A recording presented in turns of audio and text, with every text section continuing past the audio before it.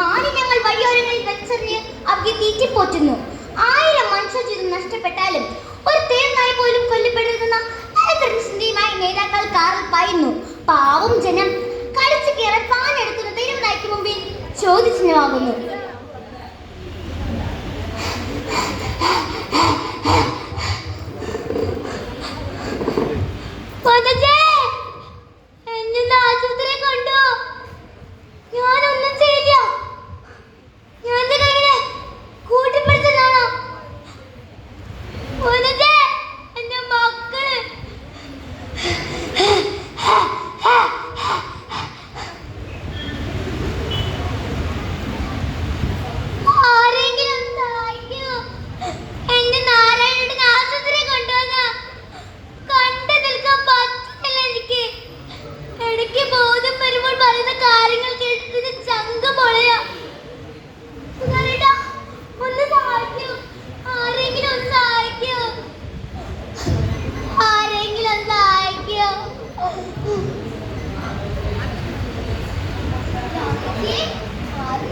നാരായണന്റെ കാര്യം കഷ്ടം. ഇളകി മരിക്കെന്നൊക്കെ പറഞ്ഞ ഇടയ്ക്ക് സുബോധം വരുമ്പോൾ പറയുന്ന കാര്യങ്ങൾ കേട്ടിട്ട് വല്ലാണ്ടാവും.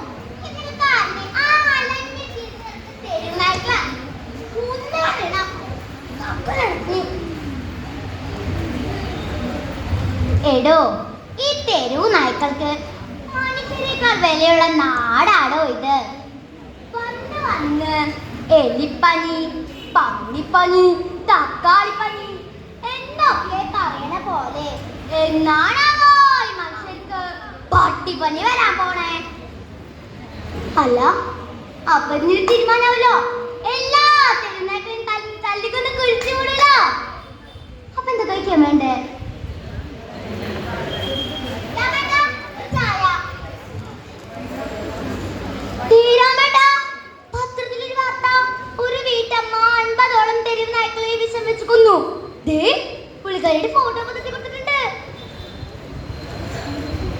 നമസ്കാരം, ഫ്ലാഷ് ന്യൂസിലേക്ക് സ്വാഗതം. പ്രധാനപ്പെട്ട വാർത്തകൾ. തൃശൂർ ജില്ലയിലെ കാന്തിക്കുളം ഗ്രാമത്തിലെ ഒരു വീട്ടമ്മ 50ഓളം തെരുവുനായ്ക്കളെ വിഷം വെച്ച് കൊന്നു. ഇനിയും കൊല്ലുമെന്നാണ് ആ വീട്ടമ്മ പത്രമാധ്യമങ്ങളോട് പറഞ്ഞത്. രാജീവ്, എന്താണ് ഈ സംഭവത്തിന്റെ അടിസ്ഥാനം? സംസ്കാരത്തിന് അറിയാൻ ആകാംക്ഷയുണ്ട്. മാധ്യമ ശ്രദ്ധയേറെ ആകർഷിക്കുന്ന ഒരു സംഭവമാണിത്. സോഷ്യൽ മീഡിയയിൽ അത് വൈറലാണ്. ഞാനിപ്പോൾ നിൽക്കുന്നത് ആ വീടിന്റെ മുൻപിലാണ്. നമുക്ക് അവരോട് തന്നെ ചോദിക്കാം. ചേച്ചി, എന്തുകൊണ്ടാണ് ഇത്രയ്ക്ക് നിരോധനമായിട്ടും തെരുവുനായ്ക്കളെ കൂട്ടത്തോട് കൊന്നിരിക്കും കാരണം?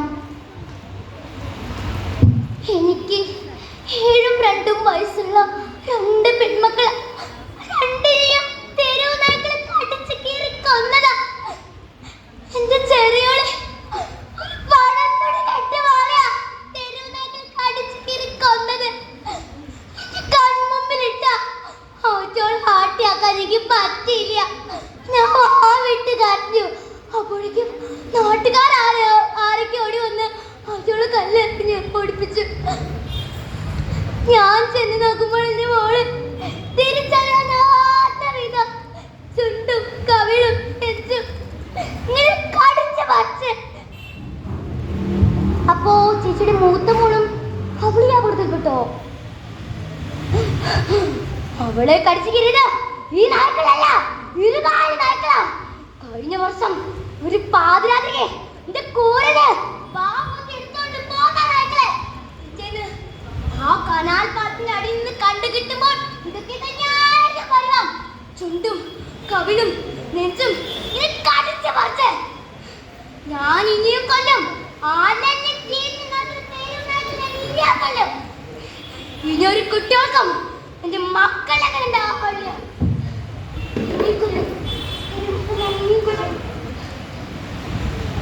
തെരുവ് നായ്ക്കൾ ഇനിയും അലയുകയാണ് പുതിയ ഇരയെ തേടി.